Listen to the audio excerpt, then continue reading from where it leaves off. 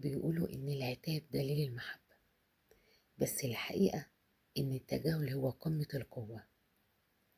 سألت نفسك ليه لما حد بيتجاهلك بتحس إنك عايز تجري ورا أكتر؟ في علم النفس التجاهل بيعمل حاجة اسمها الجوع العاطفي. عقلك بيرفض إن قيمته تقل، فيبدأ يصور لك إن الشخص ده جايزة لازم تفوز بيها. بس خد بالك، في فرق بين تجاهل التقل وتجاهل الاستغناء. اللي بيتقل عليك عايزك تشتاق، لكن اللي بيستغنى عنك عايزك تتنسي.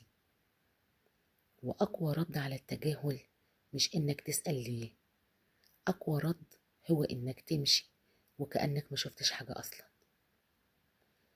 لأن اللي بيستخدم الصمت عشان يكسرك ملوش عندك غير الغياب اللي يخليه يدور على نفسه فيك وما يلاقيهاش.